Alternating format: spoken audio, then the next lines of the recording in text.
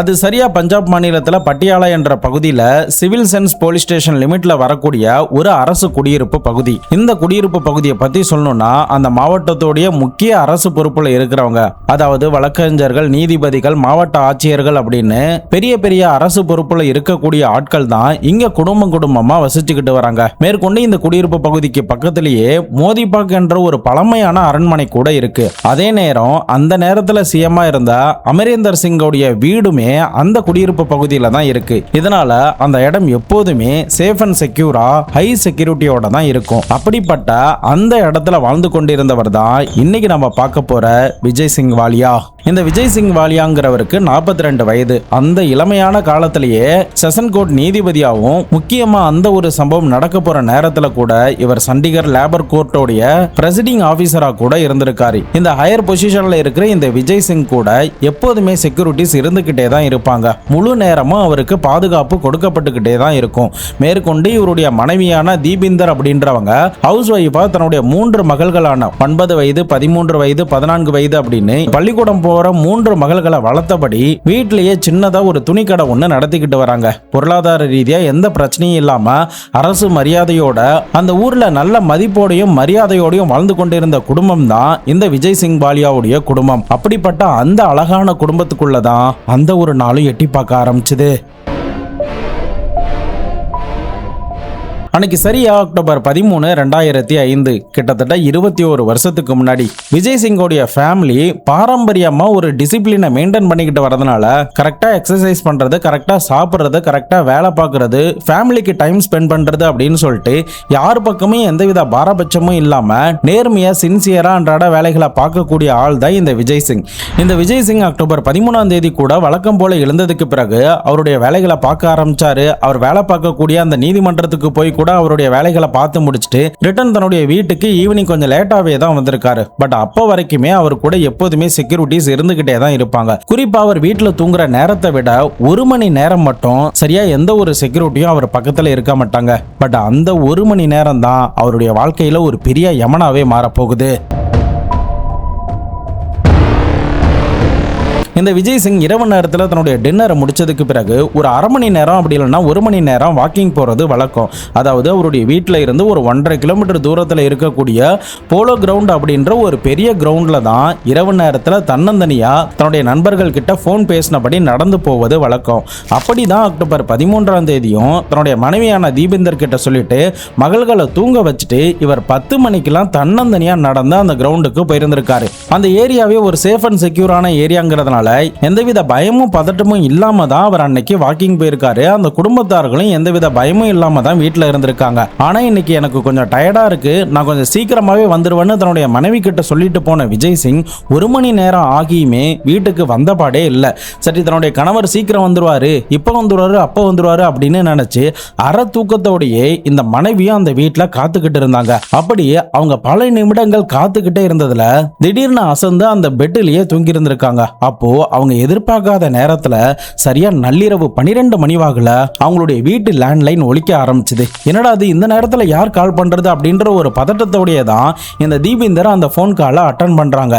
மறுபக்கத்துல டெல்லியில இருந்து அப்துல்லா அப்படின்ற தன்னுடைய கணவருடைய ஆப்கானிஸ்தான் நண்பர் வந்து கால் பண்ணியிருந்திருக்காரு. அவர் அந்த போன் கால்ல என்ன கேட்டிருந்திருக்காருன்னா, விஜய் சிங் வீட்டுக்கு வந்துட்டாரா இல்லையா, இப்ப எங்க போயிருக்காரா அப்படின்ற மாதிரி கேட்கிறாரு. அதுக்கு இந்த தீபிந்தர் என்ன சொல்றாங்கன்னா, என்கிட்ட வாக்கிங் போயிட்டு ஒரு 1/2 மணி நேரத்துல வரேன்னு சொல்லிட்டு போனாரு, இன்னும் ஆளையே காணோம், எங்கேயாவது அர்ஜென்ட்டா வேற வேலை வந்துட்டுன்னு கிளம்பி போயிட்டாரா என்னன்னே தெரியல, நானும் கால் பண்ணி பார்த்தா அவர்கிட்ட இருந்து எந்த ரெஸ்பான்ஸுமே இல்லை அப்படின்ற மாதிரி சொல்லியிருந்திருக்காங்க. பட் இதை கேட்டதுமே அப்துல்லா உடனடியாக அந்த ஃபோன் காலை கட் பண்ணிட்டாரு. இன்னொரு பக்கம் தீபிந்தருக்கு எதனால இவர் இப்படி கேட்டாரு, நம்முடைய கணவருக்கு என்ன ஆச்சு அப்படின்ற ஒரு பயமும் பதட்டமும் அந்த இடத்துல இருந்து எழ ஆரம்பிச்சிட்டு, பட் அவங்களுடைய அந்த பயத்துக்கும் பதட்டத்துக்கும் தீனி போடுற விதமாக தான் சரியா நள்ளிரவு 2:30 மணி வாக்குல மறுபடியுமே அவங்களுடைய மொபைலுக்கு ஒரு ஃபோன் கால் ஒன்று வர ஆரம்பிச்சுது.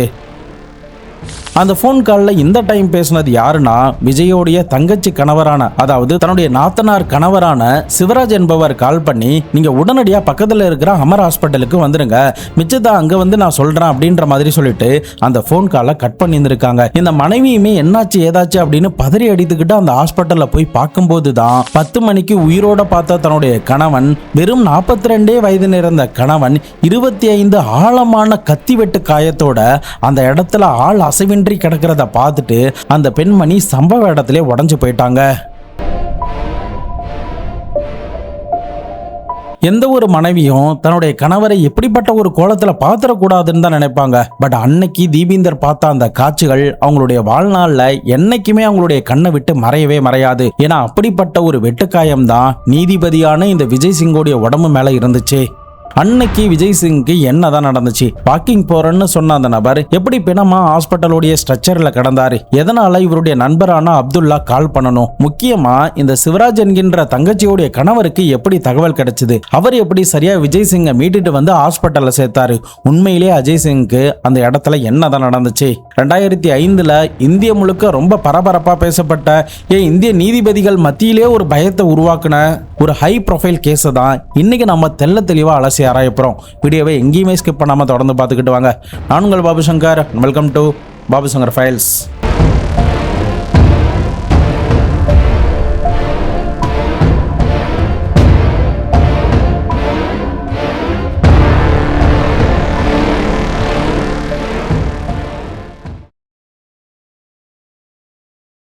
விஜய் சிங்க்கு என்ன நடந்துச்சுங்கிறத தெரிஞ்சுக்கிறதுக்கு முன்னாடி இன்னும் வீடியோக்கு நீங்கள் லைக் பண்ணாமல் பார்த்துக்கிட்டு இருக்கீங்கன்னா மறக்காமல் லைக் பண்ணி சப்ஸ்கிரைப் பண்ணி எனக்கு சப்போர்ட் பண்ணுங்கள்.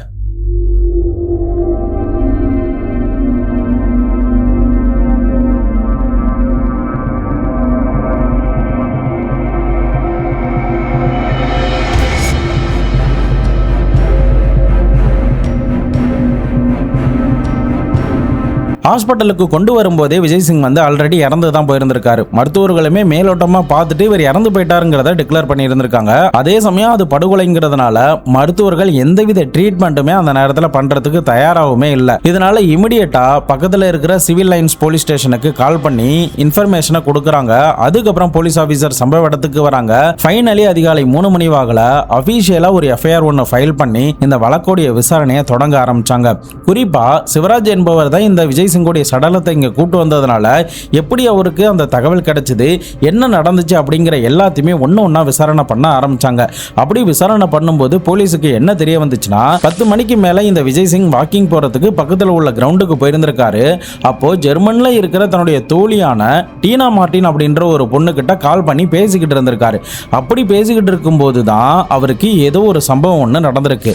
அதாவது டீனா மார்டின் என்ன சொல்றாங்கன்னா, நான் விஜய் சிங் கூட நார்மலா பேசிக்கிட்டு இருக்கும்போது அவர் திடீர்னு கத்துற மாதிரி சத்தம் கேட்டுச்சு. அவருடைய கதறலை கேட்கும்போது சம்திங் ஏதோ நடக்கிற மாதிரி தான் எனக்கு கேட்டுச்சு. போன் காலும் கொஞ்ச நேரத்தில் கட் ஆனுச்சு. அதுக்கப்புறம் கால் பண்ணி பார்த்தேன், எந்த ரெஸ்பான்ஸுமே இல்லை. இதனால எங்களுக்குள்ள காமனான ஒரு ஃப்ரெண்டான அப்துல்லா நூரி அப்படின்ற ஒருத்தனுக்கு கால் பண்ணேன். பட் அப்துல்லா நூரி அந்த நேரத்தில் டெல்லியில இருந்தாரு. அவருடைய சொந்த பூர்வீகம் ஆப்கானிஸ்தான் நாடு. 1990 சமயங்கள்ல ஒரு டாக் ஷோவில் தான் இந்த அப்துல்லாவும் விஜய் சிங்கும் மீட் பண்ணிக்கிட்டாங்க. 2 பேருக்கும் நாய்கள் ரொம்ப பிடிக்குங்கிறதுனால அந்த இடத்துல இருந்தே அவங்க ஃப்ரெண்ட்ஷிப் கண்டினியூ ஆக ஆரம்பிச்சது. அதுக்கப்புறம் அப்துல்லா கிட்ட அந்த தகவல் வந்ததுக்கு பிறகு என்ன பண்றதுன்னு தெரியாம அவர் வீட்டு லேண்ட்லைனுக்கு கால் பண்ணதாகவும், அதுக்கப்புறம் அவருக்கு காமனான ஒரு ஃப்ரெண்டான சன்னி அப்படின்ற ஒருத்தருக்கு கால் பண்ணதாகவும், அந்த சன்னி வந்து என்ன பண்றதுன்னு தெரியாம நேரடியா அந்த சிவராஜ் அப்படின்ற விஜய் சிங்கோடைய மச்சானுடைய வீட்டுக்கு போனதாகவும், அப்ப சிவராஜுமே விஜய் சிங்கோடைய வீட்டுக்கு கால் பண்ணி கேட்கிறாரு. அப்போ வரலன்னு சொல்லப்பட்டதுனால சிவராஜும் இந்த சன்னியும் டார்ச் லைட்லாம் எடுத்துக்கிட்டு பக்கத்துல இருக்கிற அந்த கிரவுண்டுக்கு கார்ல போயிருந்திருக்காங்க.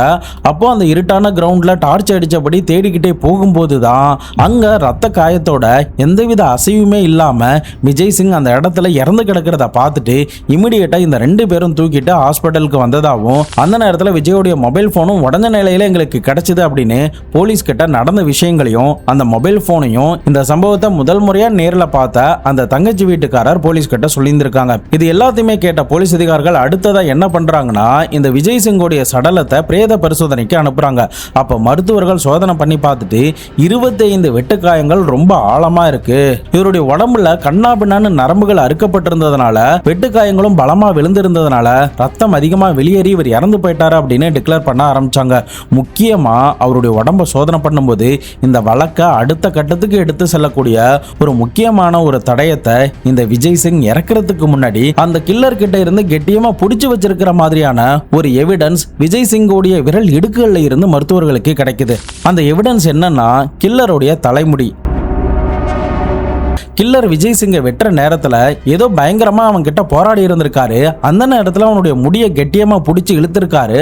அதுல ஒரு முடி அவருடைய விரலுடைய இடுக்குல மாட்டி இருக்கிறத மருத்துவர்கள் கண்டுபிடிச்சு போலீஸ் கிட்ட ஒப்படைக்க ஆரம்பிச்சாங்க. இன்னொரு பக்கம் forensic team, finger print expert, talk squad எல்லாருமே சம்பவ இடத்துக்கு வர வச்சு ரெகுலரான அவங்களுடைய இன்வெஸ்டிகேஷன் ப்ராசஸ் எல்லாமே பண்ண ஆரம்பிச்சாங்க. குறிப்பா கிரைம் சீனை நேரில் முதல் முறையா யாரு பார்த்தாங்களோ அவங்கள வந்து கிரைம் சீனுக்கு அழைச்சிட்டு போயிட்டு எந்த பொசிஷன்ல அந்த பாடி கடந்துச்சு, எந்த ஆங்கிள் நீங்க பாத்தீங்க, எவ்வளவு டிஸ்டன்ஸ்ல இருந்து பாத்தீங்க, எந்த இடத்துல அந்த மொபைலை எடுத்தீங்க அப்படின்ற முதற்கொண்டு எல்லாத்தையுமே டீட்டெயிலா இன்வெஸ்டிகேட் பண்ணி எழுதி கொள்ளவும் செய்யறாங்க. இன்னொரு பக்கம் போலீஸ் அதிகாரிகளுக்கு அந்த கிரைம் சீன்ல இருந்து எந்தவித தடயமும் கிடைக்கல. இப்போ அவங்களுக்கு கிடைச்ச ஒரே ஒரு தடயம் என்னன்னா அது விஜயோடைய கையில இருந்து கிடைச்ச அந்த தலைமுடி தான். முக்கியமா அந்த தலைமுடியை டிஎன்ஏ டெஸ்ட் பண்ணி பார்த்ததுல இறந்து போன விஜய் சிங்கோடைய தலைமுடி கூட மேட்ச் ஆகவே இல்லை. அதே சமயம் அவருடைய மனைவி கூடயோ அவருடைய நண்பர்கள் கூடயோ யாரு கூடயுமே அந்த தலைமுடி மேட்ச் ஆகவே இல்லை. ஸோ இதை வச்சு பார்க்கும்போது கண்டிப்பா இது கில்லருடையதாக தான் இருக்கும் அப்படின்ற ஒரு முடிவுக்கும் அந்த நேரத்தில் வர ஆரம்பிச்சாங்க. அந்த நேரத்தில் சிசிடிவியும் கிடையாதுங்கிறதுனால கில்லரை ஐடென்டிஃபை பண்றதுல ஒரு பெரிய டாஸ்கே பஞ்சாபி போலீஸுக்கு ஏற்பட ஆரம்பிச்சது. இப்போ இறந்து போனது ஒரு நீதிபதிங்கிறதுனால ஒருவேளை இவர் யாருக்காவது தண்டனை கொடுத்ததுல யாருக்காவது திருப்தி இல்லாமல் இருந்திருக்கலாம். அவங்க யாராவது ஆள் வச்சு இவங்களை கொலை பண்ணியிருக்காங்களோ அப்படின்ற சந்தேகம் ஏற்பட ஆரம்பிச்சுது.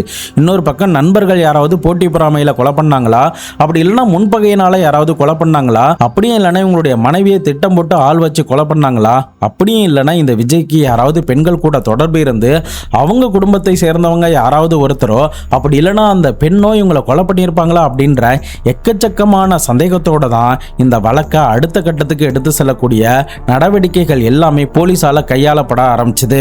உங்களுக்கு இந்த இடத்துல யார் மேல சந்தேகம் வருது, உங்களுடைய இன்ட்யூஷன் என்ன சொல்லுது அப்படிங்கிறத ஜெனியூனா இந்த இடத்துல கமெண்ட்ல சொல்லுங்க.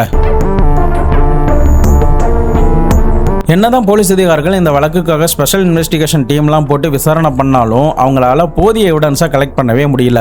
இப்போ இறந்து போனது நீதிபதிங்கிறதுனால இந்த வழக்கை விசாரணை பண்ணுறதுக்கு கிரைம் இன்வெஸ்டிகேஷன் ஏஜென்சியான சிஐஏவும் உள்ள வந்துருச்சு. சிஐஏ இந்த வழக்குக்குள்ள வந்ததுக்கு பிறகு ஒவ்வொருத்தராக அவங்க சந்தேகப்படுற எல்லா ஆட்கள்கிட்டையும் விசாரணை பண்ண ஆரம்பிச்சாங்க. குறிப்பாக அவங்களுடைய மனைவி, அவங்களுடைய க்ளோஸ் ஃப்ரெண்ட்ஸ், அவங்களுடைய ரிலேட்டிவ்ஸ், இவர் யாராருக்கெல்லாம் இதுக்கு முன்னாடி தீர்ப்பு கொடுத்தா, யாருடைய கேஸை தற்போதைக்கு விசாரணை பண்ணிக்கிட்டு இருக்காரு, இவர்கிட்ட வேலை பார்க்குற ஏதாவது செக்யூரிட்டி ஆஃபீஸர் கிட்ட ஏதாவது கடுப்படிச்சாரா, மேற்கொண்டு இவங்க வீட்டுக்கு வரக்கூடிய ஆட்கள் கிட்ட ஏதாவது சண்டை சச்சரவுகள் இருந்துச்சா அப்படின்னு பல ஆங்கிளில் யோசிச்சு எல்லார்கிட்டையுமே விசாரணை பண்ண ஆரம்பிச்சாங்க.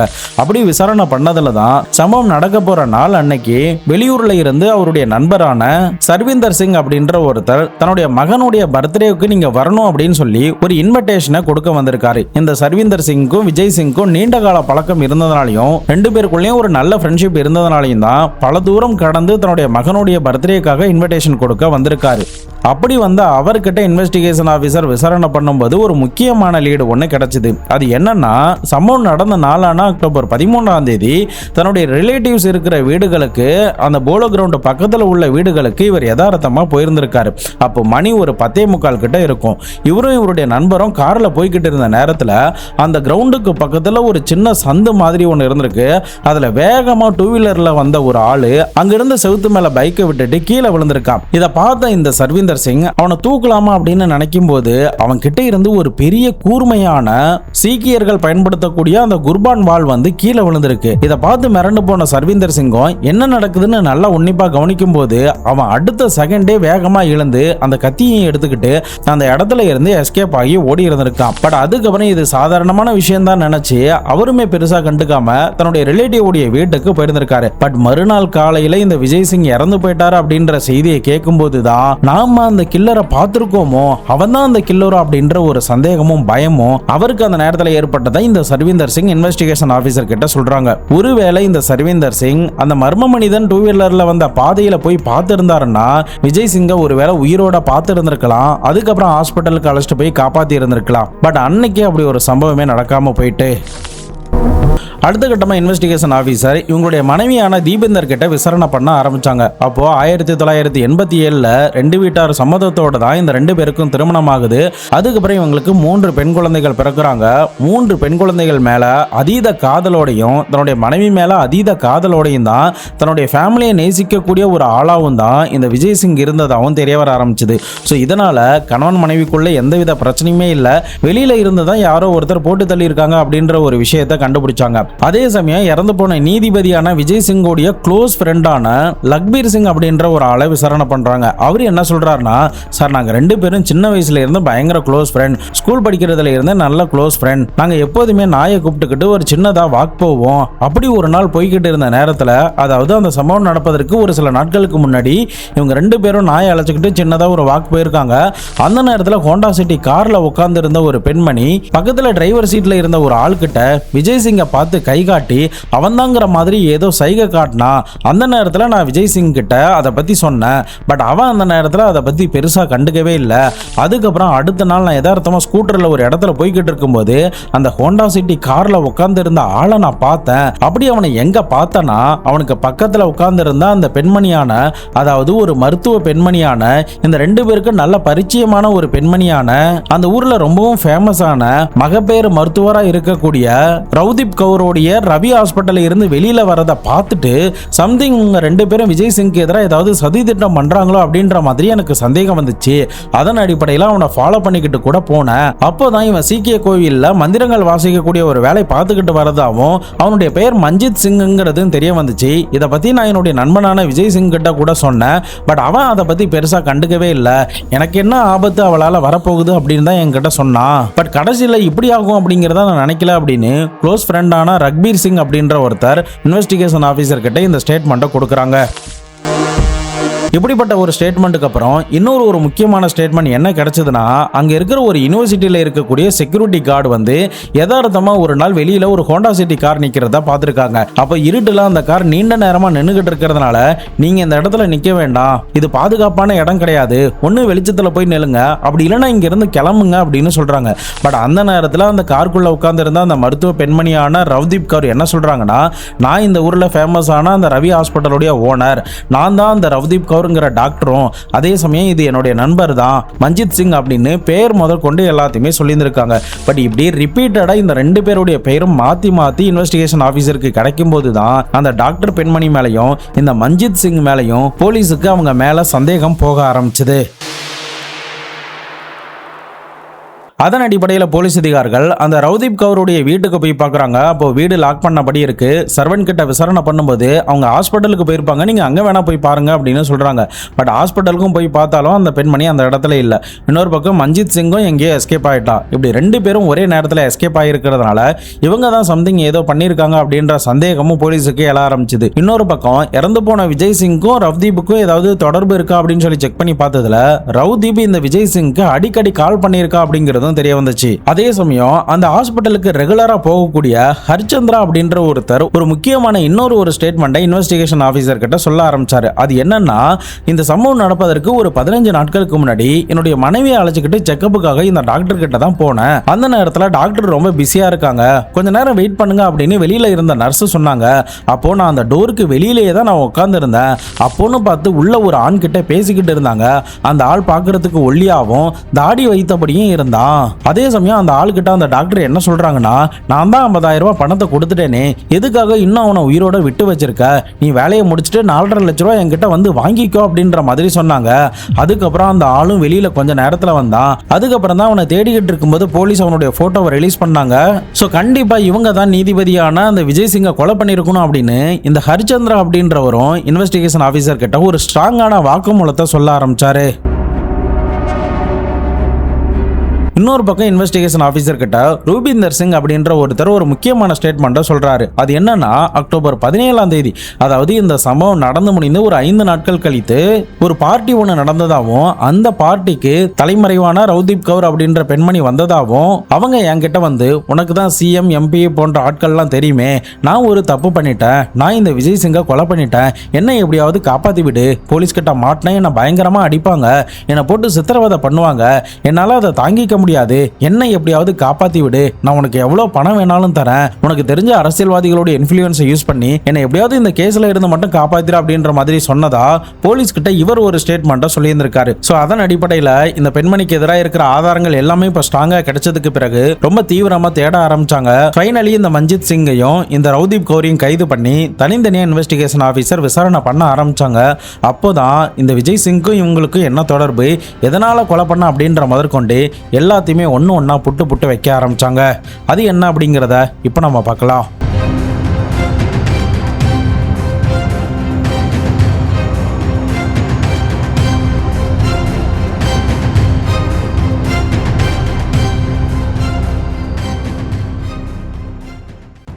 இறந்து போன நீதிபதியான விஜய் சிங்க்கும் இந்த ரவ்தீப் கவுருக்கும் சின்ன வயதுல இருந்து ஒரு பழக்கம் இருந்திருக்கு. அதாவது ஸ்கூல் படிக்கிற காலத்துல இருந்தே இவங்க ரெண்டு பேரும் நல்ல நண்பர்களா இருந்து ஒரு கட்டத்துல காதலர்களாகவும் மாறி இருக்காங்க. குறிப்பா இந்த ரெண்டு பேரும் நல்லா படிக்கக்கூடிய ஆள். ஒரு பக்கம் இவர் லா சைடு போயிட்டாரு, இன்னொரு பக்கம் இவங்க டாக்டர் ஃபீல்டுக்கு போயிட்டாங்க.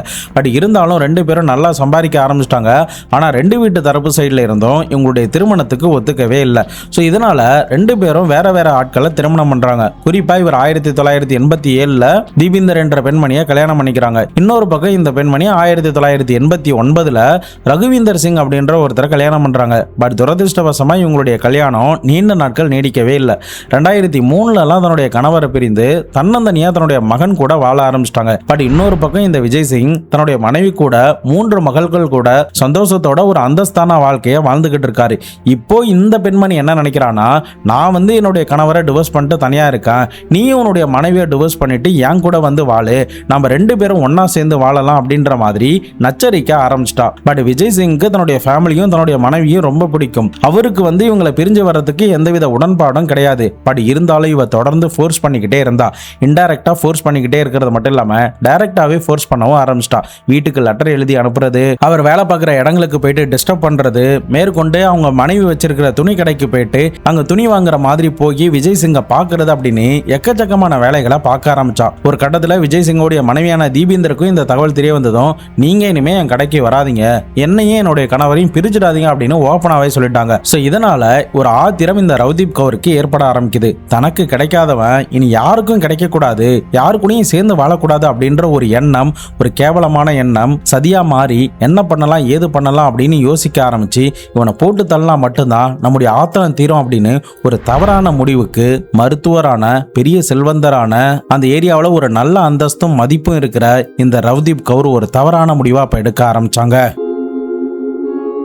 ஸோ தொடர்ந்து எப்படி விஜய் சிங்கை போட்டு தரலாம் அப்படின்னு யோசிச்சுக்கிட்டே இருந்த நேரத்தில் தான் இந்த மஞ்சித் சிங் அப்படின்ற ஒருத்தனுடைய பழக்கம் இவங்களுக்கு கிடைக்க ஆரம்பிச்சுது. அவங்க இவங்கிட்ட எந்த மாதிரி பழகுறாங்கன்னா, அவனுடைய இயலாமையும் ஏழ்மையும் பயன்படுத்தி அவனை நம்முடைய வலையில விழ வச்சிடலாம், மேற்கொண்டு அவனுடைய வீடை புதுப்பிக்கிறதுக்கு பணம் கொடுக்கறது, அவனுக்கு புதுசா பிக்கப் ட்ரக் வாங்கி கொடுக்கறது, அவனுக்கு புதுசா பைக் வாங்கி கொடுக்கறது, மேற்கொண்டு நம்ம ரெண்டு பேரும் கல்யாணம் பண்ணிக்கலாம், கனடாவுக்கு போயிட்டு செட்டில் ஆகிடலாம், நம்முடைய லைஃப்ல எந்த பிரச்சனையும் இல்லை, ஆனா அதுக்கு முன்னாடி எனக்கு சின்னதா ஒரு ஹெல்ப் மட்டும் பண்ணு, நீ எனக்கு அந்த ஹெல்ப் பண்ணினா உனக்கு 5 லட்ச ரூபா பணம் தரேன், அட்வான்ஸா 50,000 ரூபாய் இந்தா வச்சுக்கோ அப்படின்ற மாதிரி சொல்லியிருந்திருக்கா. பட் என்ன ஏது அப்படின்னு சொல்லி கேட்கும்போது தான், இந்த விஜய் சிங் அப்படின்ற நீதிபதியை நீ போட்டு தள்ளணும், அவன் என்னுடைய லைஃபை ரொம்ப ஸ்பாயில் பண்ணிட்டான், அவனை போட்டு தள்ளினா மட்டும்தான் எனக்கு ஒரு மன திருப்தி கிடைக்கும், அவனை போட்டு தள்ளினதுக்கு அப்புறம் நாம ரெண்டு பேரும் கனடாவுக்கு போய் செட்டில் ஆகிடலாம் அப்படின்ற மாதிரி அவனை இன்ஃப்ளூயன்ஸ் பண்ண ஆரம்பிச்சிட்டான். பட் அவனுமே ஏழ்மையான ஆளுங்கிறதுனாலையும் இவ பெரிய பணக்காரிங்கிறதுனாலையும் வெளிநாட்டு லைஃப் போன்ற விஷயங்கள் மேல ஆசைகள் இருந்ததுனாலையும் இவ போட்ட டீலுக்கு இவன் ஓகே சொல்லியிருந்திருக்கான். அதன் அடிப்படையில் தான் அந்த ஹோண்டா சிட்டி காரில் உட்காந்து அவன் எங்கெங்க போகிறான் எங்கெங்க வரான் அப்படின்ற முதற்கொண்டு எல்லாத்தையுமே வாட்ச் பண்ணிக்கிட்டே இருந்திருக்கா. குறிப்பாக விஜய் சிங் அந்த நேரத்தில் என்ன நினச்சிருக்காரு, இவன் நம்மளை என்ன பண்ணிட போறா, கொலை பண்ணுற அளவுக்குலாம் அவளுக்கு தைரியம் கிடையாது, நம்ம கிடைக்கல அப்படின்ற விரக்தியில் தான் நம்மளை ஃபாலோ பண்ணிக்கிட்டே இருக்கா அப்படின்ற மாதிரி சாதாரணமாக விட்டு இருந்திருக்காரு. பட் இவங்களுடைய சதிவலை இப்படி இருக்கும் அப்படிங்கிறத அவர் ஒருபோதும் நினச்சி பார்க்கவே இல்லை. பட் தொடர்ந்து அவர் எங்கே போகிறாரு எங்கே வராரு, எந்த டைமிங்கில் ஃப்ரீயாக இருக்காரு, எந்த நேரத்தில் செக்யூரிட்டி இருக்க மாட்டாங்க அப்படின்ற எல்லாத்தையுமே தெரிஞ்சுக்கிட்டு தான் அவர் வாக்கிங் போற அந்த 1 மணி நேரத்தை தேர்ந்தெடுத்து சரியா அக்டோபர் 13ஆம் தேதி வழக்கம் போல அவர் வாக்கிங்க்கு வந்திருக்காரு. அப்ப தனியா போய்கிட்டு இருந்த நேரத்துல இருட்டில் மறைஞ்சிருந்த இந்த மஞ்சித் சிங் அந்த கூர்மையான சீக்கியர்கள் பயன்படுத்தக்கூடிய வாளை எடுத்து கொடூரமான முறையில 25 முறை கிட்ட வெட்டி இருந்திருக்கான். பட் அந்த சிச்சுவேஷன்லயும் கில்லருடைய தலைமுடியை பிடிச்சி இவர் இழுத்து இருந்திருக்காரு. அப்படி மாட்டின ஒரு முடிதான் பின்னாடி இந்த வழக்கை முடிக்கிறதுக்கு ஒரு பெரிய ஆதாரமாகவும் இருந்துச்சு. இப்போ விஜய் சிங்கை வெட்டி முடிச்சதுக்கு பிறகு நேரடியாக இவன் தன்னுடைய பைக்கை எடுத்துக்கிட்டு வேகமாக வந்திருக்கான். அந்த நேரத்தில் தான் ஒரு இடத்துல ஸ்கிட் ஆகி விழுந்திருக்கான். அதுக்கப்புறம் நேராக அந்த ரவ்தீப் கவுருடைய வீட்டுக்கு போயிட்டு, நான் இந்த மாதிரி விஜய் சிங்கை போட்டு தள்ளிட்டேன், நீ வேணா அவருடைய லைசன்ஸை பாரு அப்படின்னு அவருடைய பாக்கெட்டில் இருந்த லைசன்ஸையும் கையோடு கொண்டு வந்து காட்டியிருந்திருக்கான். அதே சமயம் உன்னுடைய உடம்புலாம் ரத்த காயங்கள்லாம் இருக்கு, செருப்புலாம் ரத்த காயமாக இருக்கு, அதை மாற்றிட்டு இங்கேருந்து கிளம்பிட்டு இப்போதைக்கு நீ 1 லட்ச ரூபா வச்சுக்கோ, நாளைக்கு நான் மிச்சம் 3.5 லட்ச ரூபா பணத்தை கொடுத்துட்றேன் அப்படின்னு சொல்லிட்டு அவனை அங்கிருந்து அனுப்பியிருந்திருக்கா. அதுக்கப்புறம் அடுத்த நாள் 3.5 லட்சம் ரூபாய் அவனுக்கு செட்டில்மெண்ட் கொடுக்கப்பட்டிருக்கு, நீ வேற எங்கேயாவது ஓடி போயிட்டு நான் எங்கேயாவது ஓடி போய் மலைஞ்சுக்கிறேன் அப்படின்னு சொல்லிட்டு 2 பேரும் வெவ்வேறு இடங்கள்ல தலைமறைவா இருந்திருக்காங்க. அதுக்கப்புறம் அவங்கள பிடிச்சி விசாரணை பண்ணும்போது தான் நான் சொன்ன இந்த மொத்த விஷயங்களும் வெளி உலகத்துக்கே தெரிய வர ஆரம்பிச்சுது. போலீஸ் அதிகாரிகள் இந்த மஞ்சித் சிங்கோடைய தலைமுடியை எடுத்து DNA டெஸ்ட் பண்ணி பார்க்கும்போது 100% கிட்ட விஜய் சிங்கோடைய விரல்ல மாட்டியிருந்த முடி கூட பர்ஃபெக்டா மேட்ச் ஆயிருந்திருக்கு. ஆக மொத்தம் அந்த கிரைம் சீன்ல இருந்தது இவன் தான் அப்படிங்கிறது 100% உறுதிப்படுத்தப்பட்டுச்சு. அதே சமயம் இவனுடைய வீட்டுல செக் பண்ணி பார்த்ததுல ஒரு ஹார்மோனியத்துல 3 லட்சம் ரூபாய் கிட்ட பணத்தை மறைச்சு வச்சிருந்திருக்கான். அது மட்டும் இல்லாம ஏழ்மையான ஒருத்தனால எப்படி இந்த பைக் பிக்கப் ட்ரக் வாங்க முடியும் அப்படின்ற சந்தேகம் எழுந்ததுனாலையும் அதுக்குண்டான வருமானமும் இவனுக்கு இல்லை அப்படின்னு சொல்லி அதை எல்லாத்தையுமே ஒரு எவிடன்ஸா கலெக்ட் பண்ண ஆரம்பிச்சாங்க. மேற்கொண்டு இவங்க 2 பேரும் பேசிக்கிட்ட மொபைல் போனை கைப்பற்றி அவங்களுடைய கான்வர்சேஷன் எப்பப்பெல்லாம் இருந்துச்சு, எந்த மாதிரிலாம் மெசேஜ் பரிமாறப்பட்டிருக்கு அப்படின்ற எல்லாத்தையுமே எடுத்து எவிடன்ஸா கலெக்ட் பண்ணி கோர்ட்ல ஃபைனலி 2012 ஒரு சார்ஜ் ஷீட்டை ஃபைல் பண்றாங்க.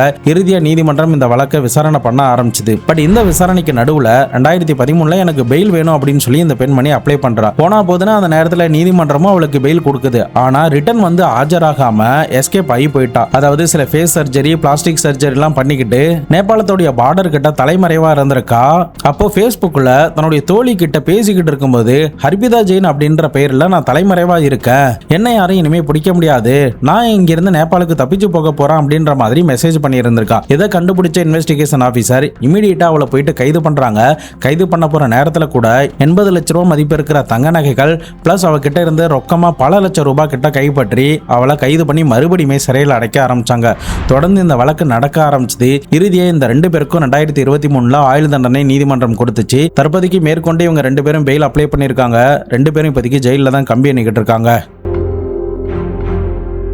மருத்துவம் படித்த ஒரு பெண்மணியோடைய பேராசையும் தேவையில்லாத நப்பாசையும் அவளை எந்த மாதிரிலாம் யோசிக்க வச்சிருக்குன்னு பாருங்க. இந்த 2 பேராலையுமே அவங்களுடைய காதல் தோல்வியை ஏற்றுக்க முடியல தான். அதுக்கப்புறம் ஏதோ மனசு மாறி 2 பேருமே தனித்தனியாக கல்யாணம் பண்ணி செப்பரேட்டாக அவங்களுடைய லைஃப்பை பார்க்க ஆரம்பிச்சிட்டாங்க.